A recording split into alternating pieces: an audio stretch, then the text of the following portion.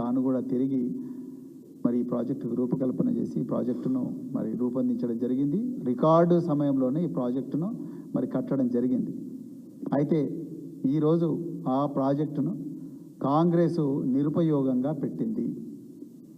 అయితే నేను ఆ విషయాల జోలికి నేను పోను, కానీ ఒక విషయం చాలా స్పష్టంగా తెలంగాణ ప్రజలందరి దృష్టికి తీసుకురావాలనుకున్నాను.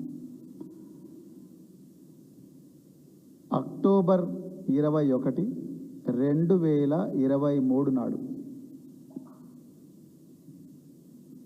సాయంత్రం 6:30 మేడిగడ్డ బ్యారేజ్ దగ్గర పెద్ద ఎత్తున శబ్దాలు వినిపించినాయి అని చెప్పి, దాదాపు ఈ శబ్దాలు 2 కిలోమీటర్ల మేర వినిపించినాయి అని చెప్పి, ఆనాడు ఆ ప్రాంతంలో క్యాంపులో ఉన్న ఒక అసిస్టెంట్ ఇంజనీర్, ఆయన పేరు రవికాంత్, ఈ అసిస్టెంట్ ఇంజనీరు మహదేవ్పూర్ పోలీస్ స్టేషన్లో కంప్లైంట్ ఇస్తాడు. అది 22 అక్టోబర్ 2023 నాడు 174/2023 ఆఫ్ మహదేవ్పూర్ పోలీస్ స్టేషన్. ఆ క్రైమ్ నెంబర్తో ఈ కేసు రిజిస్టర్ అవుతుంది. Prevention of destruction of public property act కింద ఈ కేసు రిజిస్టర్ చేస్తారు. ఇంకా ఐపీసీ సెక్షన్లతో రిజిస్టర్ చేస్తారు. అందులో ఆ ఇంజనీర్ గారు ఇచ్చిన కంప్లైంట్లో చాలా స్పష్టంగా భారీ ఎత్తున శబ్దాలు వినిపించినాయి. అదేవిధంగా దీని వెనుక ఎవరో అన్నోన్ అఫెండర్స్ ఉన్నారు, అంటే అసాంఘిక శక్తులు ఉన్నారని ఆ ఇంజనీర్ గారు కంప్లైంట్ ఇవ్వడం జరిగింది. ఎఫ్ఐఆర్ 2023 అక్టోబర్ 22 నాడు మహదేవ్పూర్ పోలీస్ స్టేషన్లో రిజిస్టర్ అయింది. అప్పటి నుండి ఇప్పటి వరకు ఆ కేసు మీద ఎలాంటి పరిశోధన లేదు. మరి నిజంగా డ్యామ్ కుంగిపోతే పేలుళ్ల శబ్దాలు రావు. మీరు ప్రపంచంలో ఇదంతా రీసెర్చ్ చేసి వచ్చే మాట్లాడుతున్న మిత్రులారా, నేనేదో అభాండాలు వేయడానికి, బీజేపీ కాంగ్రెస్ మీద అభాండాలు వేయడానికి రాలేదు. ఆధారాలతో సహానే ఈరోజు ఈ ముఖ్యమైన ప్రెస్ మీట్కి వచ్చిన నేను. అంటే కేసీఆర్ గారిని, బీఆర్ఎస్ పార్టీని బదనాం చేయడానికి ఎంత ఘోరమైన స్థాయికైనా ఆనాడు అధికారం కోసం అర్రులు చాచిన మరి కాంగ్రెసులు, బీజేపీలు దిగజారింది అనేది చెప్పడానికి నేను ప్రయత్నం చేస్తున్నాను. మరి ఇక్కడ శబ్దాలు ఎందుకు వచ్చినాయి అనే విషయం మీద ఎవరు కూడా చూడలేదు. అదేవిధంగా ఈ అన్నోన్ అఫెండర్స్, అంటే అసాంఘిక శక్తుల వల్లనే ఇది జరిగింది అన్న కోణంలో ఇంతవరకు ఎవరు కూడా దీన్ని చూడడం లేదు.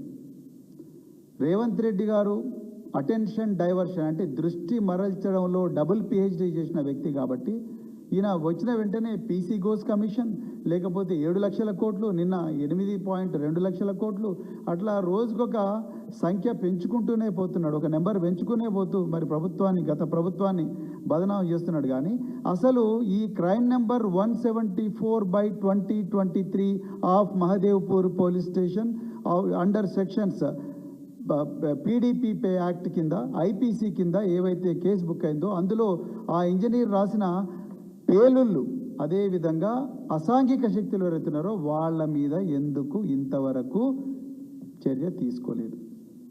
మరి ఒక నేరము, పేలుళ్ళ శబ్దం వినిపించింది, అసాంఘిక శక్తులని ఫిర్యాదుదారు చెప్పినప్పుడు అర్జెంటుగా పోలీసు వాళ్ళు ఏం చేయాలి?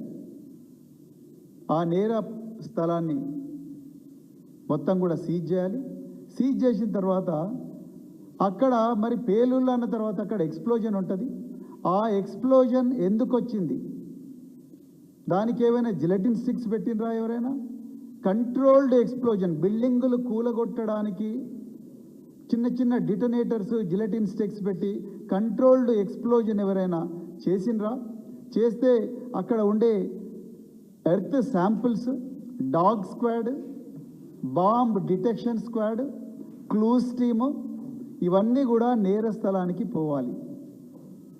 ఇవేవి అక్కడ జరగలేదు. అదేవిధంగా మరి ఈ కాళేశ్వరం ప్రాజెక్టు మామూలు ప్రాజెక్టా? కాదు, ప్రతిష్టాత్మకమైన ప్రాజెక్టు. ఎన్నో సంవత్సరాలు, ఎన్నో గంటలు, ఎన్నో వారాలు, రాత్రింబవళ్ళు ఇంజనీర్లందరూ కూడా శ్రమించి దాదాపు 12 పర్మిషన్స్ గవర్నమెంట్ ఆఫ్ ఇండియా నుంచి తీసుకొచ్చి ఒక ఇండిపెండెంట్ ఏజెన్సీని పెట్టి, ఒక విజిలెన్స్ ఏజెన్సీనే ఇంటర్నల్గా పెట్టి ప్రతిరోజు కూడా క్వాలిటీ కంట్రోల్ చేసిన మరి ఈ ప్రాజెక్టు కాళేశ్వరం ప్రాజెక్టు ఎంత గొప్పగా డిజైన్ చేయబడ్డదంటే 1986 సంవత్సరంలో గోదావరి నదికి కట్టడం జరిగింది. అది సుందిల్ల కావచ్చు, అన్నారం కావచ్చు, తర్వాత మేడిగడ్డ కావచ్చు. అయితే ఈ మేడిగడ్డ బ్యారేజ్ 1986లో వచ్చిన అత్యంత ఎక్కువ వర్షపాతాన్ని దృష్టిలో పెట్టుకొని కడితే ఇందులో అందరూ గుర్తించాల్సిన విషయం ఏంటంటే 2022 సంవత్సరంలో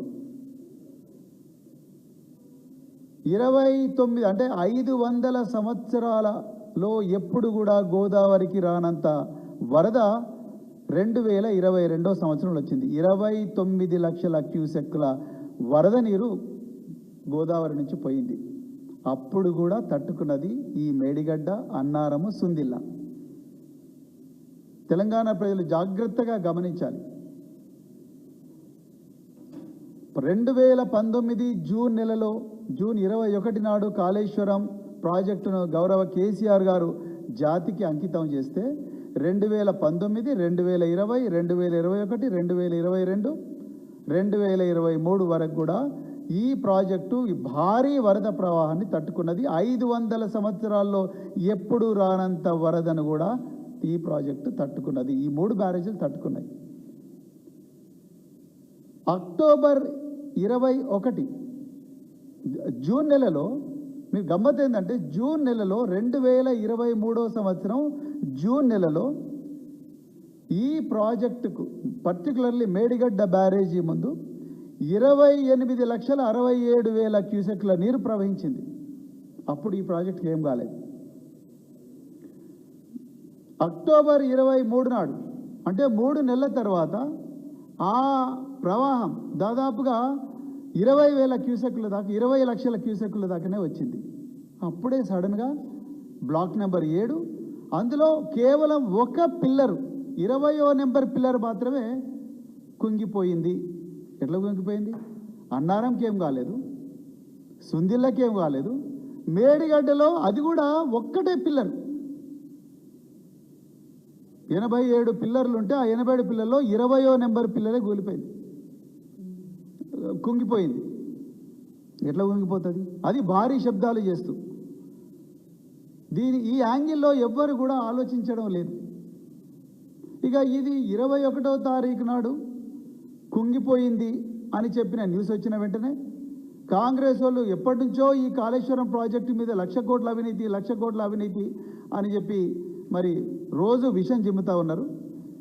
ఇదే అదనుగా మరి కాంగ్రెస్ వాళ్ళు ముఖ్యంగా కిషన్ రెడ్డి, గంగాపురం కిషన్ రెడ్డి, ఆయన ఆనాడు బీజేపీ ప్రెసిడెంట్, ఇమ్మీడియట్గా సెంట్రల్ వాటర్ కమిషన్కి ఒక లేఖ రాస్తాడు. ఈయన వెంటనే దీన్ని ఇన్వెస్టిగేట్ చేయండి అని. ఇంకా మేఘాల మీద నేషనల్ డ్యామ్ సేఫ్టీ అథారిటీ తెలంగాణకు వస్తుంది. వచ్చి డిసెంబర్లో రిపోర్ట్ ఇచ్చేసి డిసెంబర్లో సర్టిఫికేట్ ఇచ్చేస్తారు, ఎస్ ఇది అవినీతి వల్లనే కుంగిపోయింది అని చెప్పేసి. నేను తెలంగాణ ప్రజల ముందర ఇంకొక స్పష్టమైన విషయం ముందర పెట్టాలనుకున్నా. ఇదే జూన్ నెలలో ఉత్తరాఖండ్ రాష్ట్రంలో తియస్తా ప్రాజెక్టులో వచ్చిన భారీ వరదల వల్ల మొత్తం డ్యామ్ కొట్టుకొని పోతుంది. ఇంతవరకు కూడా నేషనల్ డ్యామ్ సేఫ్టీ అథారిటీ అక్కడ పోలే. ఎందుకు పోలే? అక్కడ బీజేపీ ప్రభుత్వం ఉంది, అందుకొరకే పోలేదు. ఇక్కడనేమో బీఆర్ఎస్ ప్రభుత్వం ఉంది. వీళ్ళని బదనామం చేయాలి, వీళ్ళని గద్దె దించాలి, అంటే ఏమన్నా చేయాలి, కుట్రలు చేయాలి. అందుకొరకు నేషనల్ డ్యామ్ సేఫ్టీ అథారిటీ వెంటనే వచ్చింది. వచ్చి వీళ్ళని report, national dam safety authority report మొత్తం చూసిన ఎక్కడ కూడా ఆ ఇంజనీరు మాట్లాడిన పేలుళ్ళు కానీ అసాంఘిక శక్తుల గురించి నేషనల్ డ్యామ్ సేఫ్టీ అథారిటీ ఏమీ మాట్లాడతలేదు. ఎంతసేపు పునాది కింద నుంచి శాండ్ కరిగిపోయింది, శాండ్ కరిగిపోయినందుకే కూలిపోయింది అని చెప్తున్నారు. వెంటనే